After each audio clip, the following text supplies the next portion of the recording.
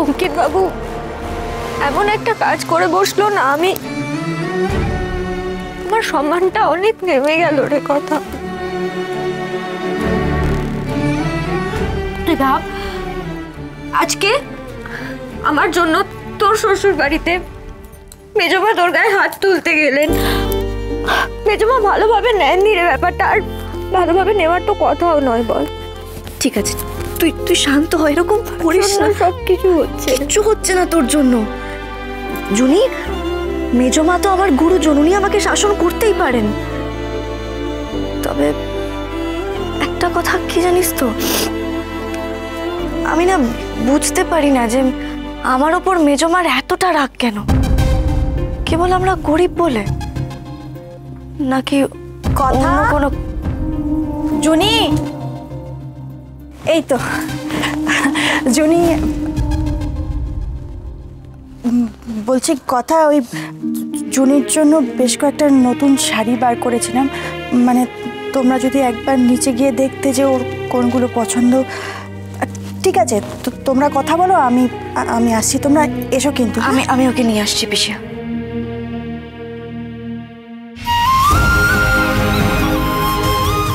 এভাবে কেউ কাঁদে বলতো?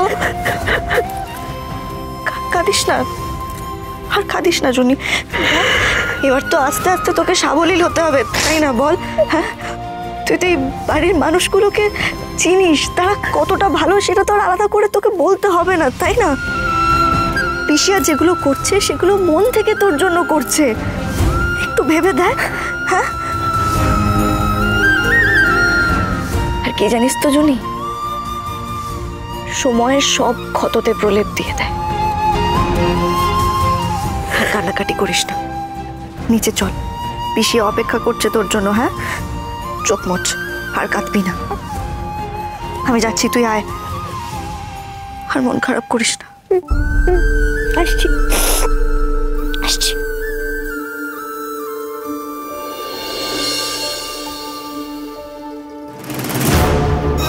এই দুটো মেয়েকে যেভাবেই হোক আমাকে শেষ করতে হবে, নাহলে আমার শান্তি নেই।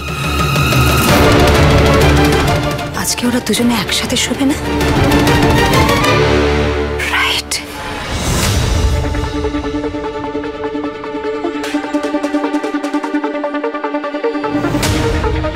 আজকের রাতটাই হবে কথা আর জুনির শেষ রাত।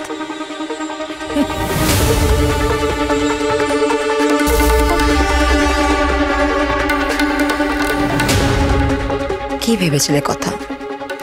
ফ্যান চালিয়ে তুমি আর জুনি নিশ্চিন্তে ঘুমাবে, সেটা বোধহয় আজ হলো না।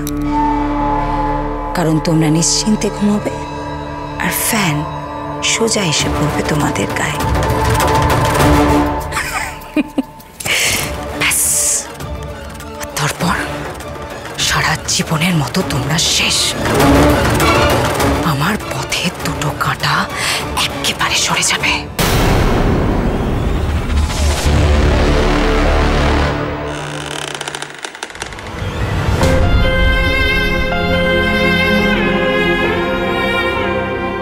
আমি আপনাদের সবার কৃপায় এই গৃহবাড়িতে একটা আশ্রয় পেয়ে নিজেকে ধন্য মনে করছিলাম, আর আপনি কেন জড়ালেন বলুন তো আমার জীবনের সাথে আপনার জীবনটাকে?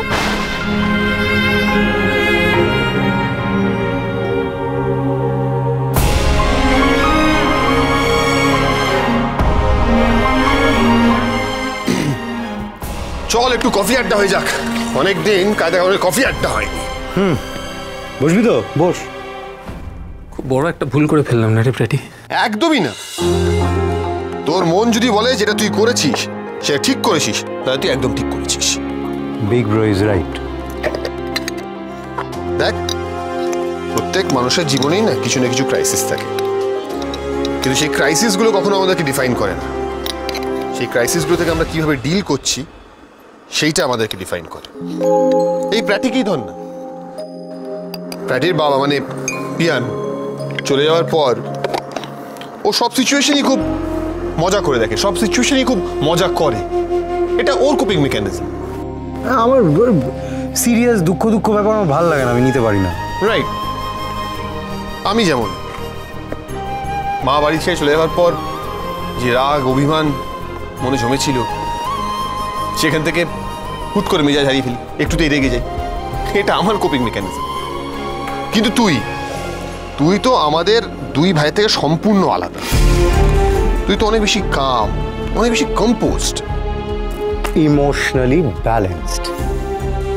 আর দেখ, আমার মনে হয়, ইনফ্যাক্ট আমাদের মনে হয় তুই হঠাৎ করে এই সিদ্ধান্তটা নিয়ে থাকলেও ভালো তো তুই বেসেছিস অনেক দিন ধরে, তাই না? হয়তো বিয়েও করতিস। হ্যাঁ, সেটা অবশ্য আমাকে বলার প্রয়োজন মনে করিসনি, সেটা একটা আলাদা ব্যাপার।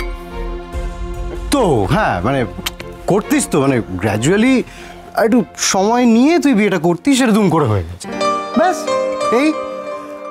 আর মেজো মিমিয়ার কথা যদি বলিস, তাহলে মেজো মিমিয়া আস্তে আস্তে মেল্ট হয়ে যাবে, দেখিস বরফ গলবেই। গলতে তো হবেই, গরমা গরম কফি চলে এসছে, বরফ গলবে না? তাই এবার হয় নাকি? নে ধর তোর ফেভারিট হেজেলনাট কফি। তুইও নে। অ্যান্ড আই হেট ইট, কিন্তু দেখ তোকে আমি এতই ভালোবাসি যে হাসি মুখে খাবো, তাই না? আন্ডারস্ট্যান্ডিং। Thank you. কিন্তু pretty, you have to understand one thing, আসল প্রবলেমটা কিন্তু মা নয়। মা ওভার পজেসিভ, ওভার ড্রামাটিক। মাকে হ্যান্ডেল করে নেওয়া যাবে। আসল ভয়টা হলো চুনির মনের এই ভয়টা নিয়ে। ওনার মনে একটা ভয় না অদ্ভুতভাবে ডানা বেঁধেছে। ওটাকে পুরোপুরি উপড়ে ফেলতে না পারলে সম্পর্কটা কোনোদিনই স্বাভাবিক হবে না রে। আর সবসময় নেগেটিভ কেন বলছিস বলতো? হবে না, পারবো না, করবো না। আরে সব ঠিক হয়ে যাবে, ডোন্ট ওয়ারি, নেগেটিভ ভাবিস না তো। ইনফ্যাক্ট আমি বলছি just give it some time. মানে এত সাডেনলি সব কিছু হয়েছে, জুনির তো একটু সময় দরকার নাকি? হ্যাঁ, তাই না? একদম। গোবরদেবী ঠিকই বলেছে, ওদের দুজনের মনের মিল করানোর চেষ্টা আমাদের চালিয়ে যেতে হবে। বিশ্বাস কর, আমাকে তো তুই বিশ্বাস করিস, আমি তোকে বলছি শোন, তোর আর জুনির মধ্যে সব ঠিক হয়ে যাবে। আর আমাদেরকে যেটা করতে হবে বিগ ব্রো, ওই এই প্রান্তিক রাস্কেল প্রান্তিক, ওইটাকে ধরতে হবে। ও বারবার আসবে, অপরাধ করবে আর বেঁচে পালিয়ে যাবে, এটা তো হতে পারে না। আমি একটা পুলিশ ধরতে। ও হ্যাঁ, বদ্রিখালী লোকাল থানা থেকে ফোন করেছিল, ওই চাপা মেয়েটাকেও নাকি ওই ঘটনার পর থেকে আর পাওয়া যাচ্ছে না। ভাবতো, ও তার মানে গ্যাংয়ের কেউ। আশ্চর্য আর কিছুই নেই। আর এটাই তো স্বাভাবিক, এই এক এক করে এদের গ্যাংয়ের কাউকে আর খুঁজে পাওয়া যাবে না। সেই দিনকে সুপার হিরোর মতো ভাই যে উড়ে গিয়ে ঘুষি মারলো, তারপর পুরো এলাকা ফাঁকা হয়ে গেছে। শুটিং করছি দেখি কি ব্যাপার, বল বাহ বাহ বাহ, আমরাই বাদ এখন না? কি ব্যাপার বলতো? হ্যাঁ, তোদের এখন কায়দা করো না, আমাদেরকে ছাড়া গল্প হচ্ছে। ভালোই আছিস তোরা? আমরা কোনো কথা বলবো না। হতেই পারে না, হতেই পারে না। আমার বন্ধু ছাড়া কায়দা কানুন ইনকমপ্লিট গ্রুপ হয়। তোর কি হয়েছে? মুখটা শুকনো কেন? কি হয়েছে? আমার আবার কি হবে? কি হচ্ছে এখানে? আরে কি গল্প করছে, আমাদেরকে বলছে না? বলছে বলছে না আমাদের তাহলে গুজগুজ। আমি তখন তো ভাবছি এটা কি গুজগুজ। এই কি টাকা দে ছোটকা, তোর নাই ছোটবেলা থেকে টাকা ধার চাওয়ার অভ্যাসটা গেল না। আমি কি আমার জন্য চাই? ছোটবেলা তোদের জন্য চেয়েছি, এখন প্রিয়া অন্যের জন্য। আরে তোদের জিনিসের টাকা কিসের টাকা? আপাতত তুই দৌড় ধরার টাকাটা দিবি রে। ওমা, দৌড় ধরার টাকা দিবি না? নতুন বউ নিয়ে বাড়ি ঢুকলি, টাকা দে। ওয়াট দৌড়? আরে হোয়াট দৌড়? যাহা দৌড় তাহাই দৌড়, বুঝতে? টাকা ছাড়। আমাদের কেটে পড়তে হবে।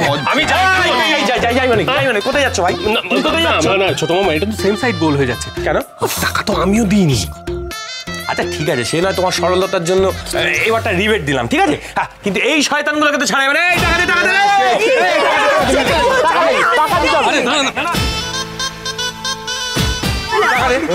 দিতে বল।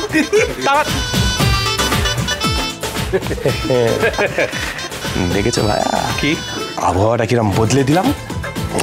আরে সবাইকে নিয়ে না ফুর্তিতে থাকতে হবে। আমি জানি যে একটু টেনশন চলছে, কিন্তু কাউকে তার খারাপ থাকতে দেওয়া যায় না। তাই তোমাকে আর আমাকে এই কাজটা চালিয়ে যেতেই হবে। রাজি তো? আচ্ছা চলো হাত মেলাও।